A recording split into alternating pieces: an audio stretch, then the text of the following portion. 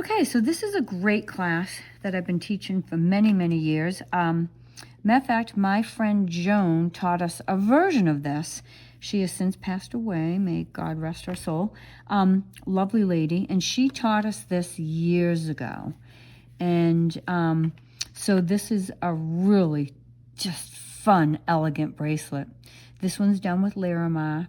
This one's done with amethyst.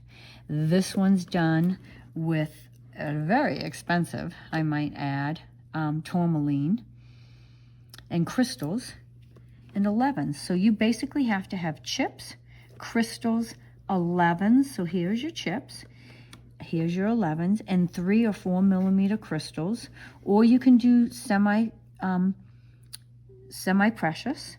And if you notice in the labradorite one, I wanted it oceany looking, so I also did pearls. So we make kits, and there must be at least 40 different chip colors in semi-precious that we have. So we will be having just approximately 40 kits. And then this is done with a beautiful, I just love this kind of pastel-y pink stone. And a light pink colored crystal and a medium colored size 11. And then the back is done with embellished squares. So that is the first step that I'm going to teach you, is the embellished square.